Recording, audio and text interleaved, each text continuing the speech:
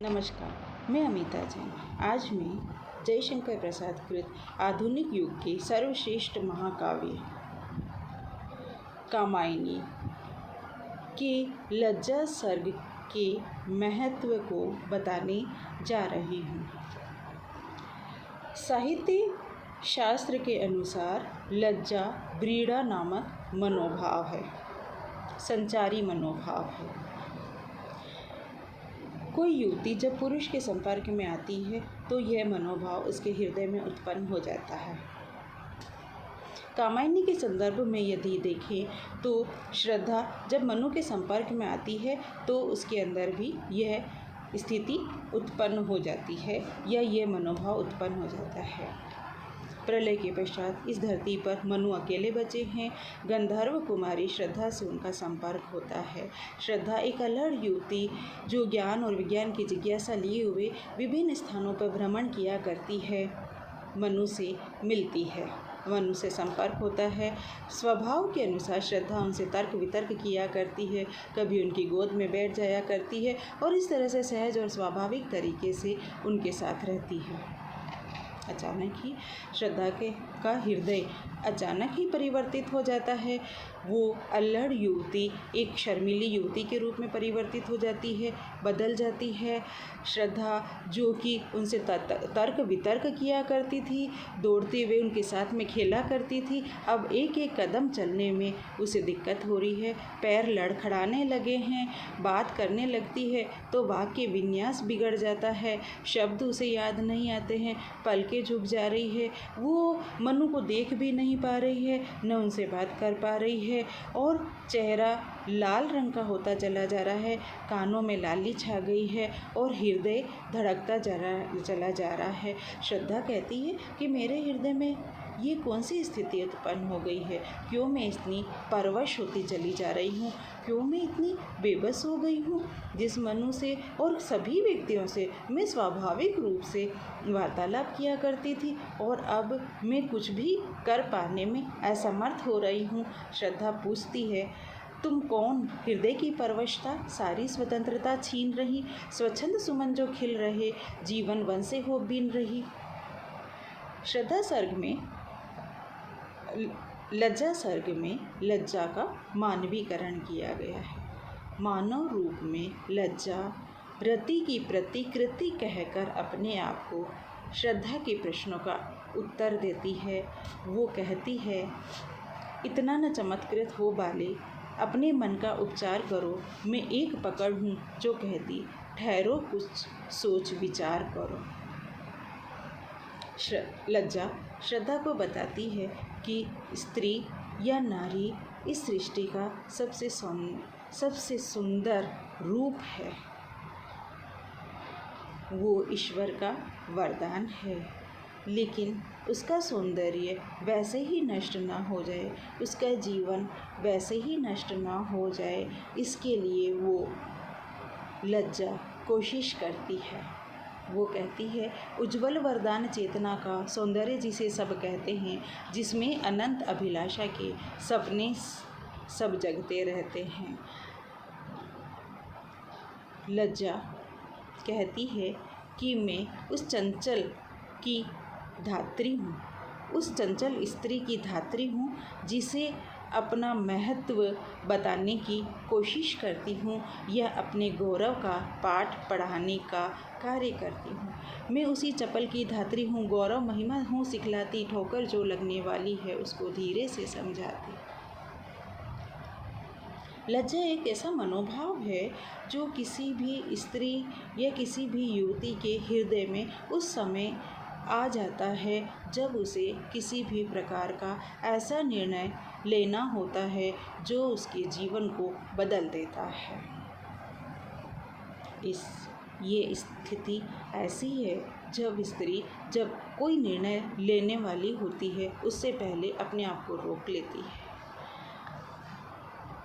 लेकिन इस स्थिति में स्त्री के सौंदर्य में भी वृद्धि होती है, स्त्री का सौंदर्य श्री बढ़ जाता है। लज्जा कहती है कि मैं रति की प्रतिकृति हूँ, मैं शालीनता सिखाती हूँ, मतवाली सुंदरता पग में नुपुर से लिपट मनाती हूँ। श्रद्धा बार बार सोचती है कि मेरे शरीर में ये परिवर्तन क्यों होता चला जा रहा है। लज्जा उसका उत्तर देते हुए कहती है, चंचल किशोर सुंदरता की मैं करती रहती रखवाली, मैं वह हल्की मसलन हूँ जो बनती कानों की लाली, कि मैं वो एक हल्की सी मसलन हूँ जो कानों की लाली बन जाती है। अर्थात जब लज्जा मनोभाव किसी युवती के हृदय में उत्पन्न होता है तो उसके कान लाल दिखाई देने लगते हैं। जयशंकर प्रसाद ने इस मनोभाव का वर्णन करते हुए स्त्री के हृदय में जब यह मनोभाव उत्पन्न हो जाता है तो स्त्री में या नारी में या युवती में किस प्रकार का परिवर्तन हो जाता है, उसकी मानसिक और शारीरिक स्थिति किस तरह से बदल जाती है, उस स्थिति का बहुत सुंदर और विस्तार से चित्रण किया है। और लज्जा को एक ऐसा पात्र के रूप में अंकित किया है, अभिव्यक्त किया है, जो किसी नारी को उसका महत्व बताती है, उसकी गरिमा बताती है और उसे जीवन के बारे में, जीवन की सफलता और असफलता के बारे में शिक्षा देती है और जीवन को आगे चलने के लिए सहायक बनती है। जब लज्जा अपना परिचय दे देती है तो श्रद्धा उससे पूछती है कि इस अर्पण में कुछ और नहीं, केवल उत्सर्ग छलकता है, मैं दे दूँ और न फिर कुछ लूँ, इतना ही सरल छलकता है। श्रद्धा कहती है कि मैं मनु को अपना सब कुछ समर्पित कर देना चाहती हूँ और मैं नारी हृदय बस इतना चाहती हूँ कि मैं अपना सब कुछ समर्पण कर दूँ, मैं दे दूँ, मैं अपने आप को उत्सर्ग कर दूँ और मैं कुछ भी उसके बदले में प्राप्त नहीं करूँ, बस इतना ही मैं चाहती हूँ। लज्जा कहती है श्रद्धा से कि हे नारी, तुमने तो अपना सब कुछ समर्पित कर दिया है, स्मित पत्र से और अश्रु रेखा से तुमने अपना उत्सर्ग कर दिया है, एक संधि पत्र लिख दिया है। लज्जा कहती है कि हे श्रद्धा, हे नारी, तुम अपना सब कुछ उत्सर्ग करके एक ऐसी जीवन का निर्माण करो जो पुरुष के लिए सहायिका के रूप में तुम बनो, पुरुष की सहायता करे और तुम्हारे गृहस्थ जीवन को बहुत ही सुंदर बना दे। और वो लज्जा श्रद्धा से कहती है, नारी तुम केवल श्रद्धा हो, विश्वास रजत नग पग तल में, पीयूष स्रोत सी बहा करो जीवन के इस समतल में। कि हे नारी, तुम तो श्रद्धा हो और जो गृहस्थ जीवन है, पति के साथ में तुम्हारा जो जीवन होने वाला है, उसमें अमृत की तरह तुम उनके जीवन में बहो और इस जीवन को और इस गृहस्थ जीवन को सफल करो। वो कहती है नारी को, और हमारी भारतीय नारी को लज्जा कहती है कि तुम कभी अच्छे और बुरे परिणामों की तरफ मत देखना, तुम कभी अपने अंदर द्वंद्व मत लाना कि ये कार्य अच्छा है, ये कार्य बुरा है, तुम्हें कुछ प्राप्त हुआ, तुम्हें कुछ प्राप्त नहीं हुआ, तुमने अपना समर्पण कर दिया। हे नारी, तुम अपनी माया, ममता और मधुरिमा से युक्त पुरुष के जीवन को सफल बनाने के लिए इस धरती पर आई हो और पुरुष का जीवन सफल बनाकर तुम अपने गृहस्थ जीवन को सफल बनाओ। इसमें तुम्हें बहुत कुछ त्याग करना पड़ेगा, बहुत कुछ समर्पण करना पड़ेगा। हो सकता है कि तुम अपनी खुशियों का, अपने आनंद का भी त्याग कर दो, लेकिन इतने त्याग के पश्चात भी तुम अपने जीवन को और पुरुष के जीवन को सफल बनाओ। लज्जा कहती है, आंसू से भीगे अंचल पर मन का सब कुछ रखना होगा, तुमको अपनी स्मित रेखा से यह संधि पत्र लिखना होगा। बहुत सुंदर अभिव्यक्ति की है जयशंकर प्रसाद ने। नारी को समर्पण का पाठ पढ़ाया है, बलिदान का पाठ पढ़ाया है।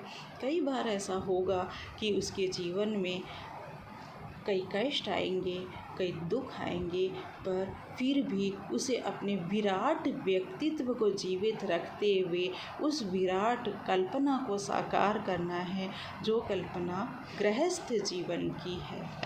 इसका कला पक्ष भी छायावाद के अनुकूल है।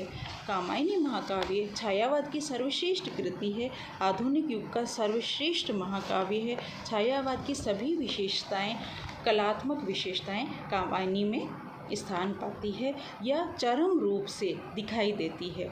यहाँ लाक्षणिकता है, ध्वन्यात्मकता है, उपचार वक्रता है और लाक्षणिक शैली के द्वारा लज्जा नामक मनोभाव का विस्तार से जयशंकर प्रसाद ने इसमें वर्णन किया है।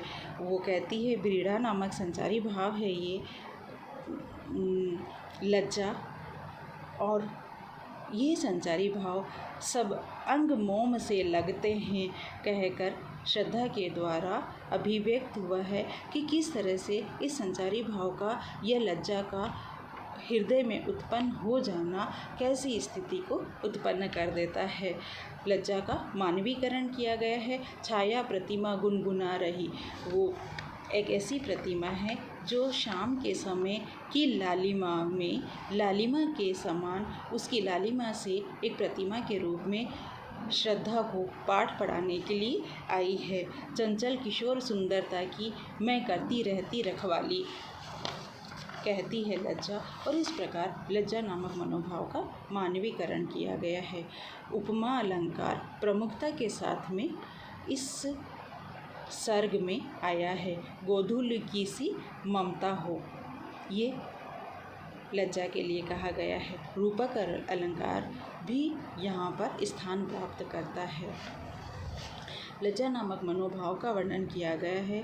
युवती के हृदय में किस तरह से लज्जा नामक मनोभाव के आ जाने के पश्चात उसका शारीरिक और मानसिक रूप से परिवर्तन आ जाता है, इसे विस्तार से यहाँ पर दिखाया गया है। लज्जा का मानवीकरण किया गया है, वह उत्तर देती है। कला पक्ष की दृष्टि से भी छायावाद के सभी गुण इस सर्ग में स्थान प्राप्त करते हैं।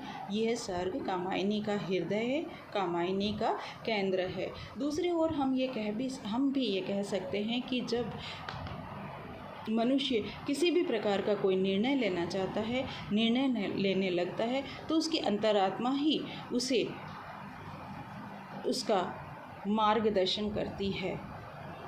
विवेकानंद भी कहते हैं अप दीपो भय, अपना दीपक स्वयं बनो।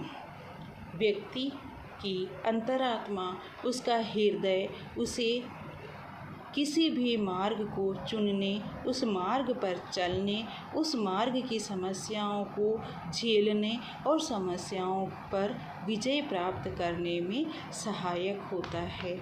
इस प्रकार लज्जा नामक मनोभाव का इस सर्ग में बहुत सुंदर तरीके से वर्णन किया गया है। भाव पक्ष एवं कला पक्ष की दृष्टि से यह सर्ग कामायनी का हृदय है और कामायनी का केंद्र बिंदु है। धन्यवाद।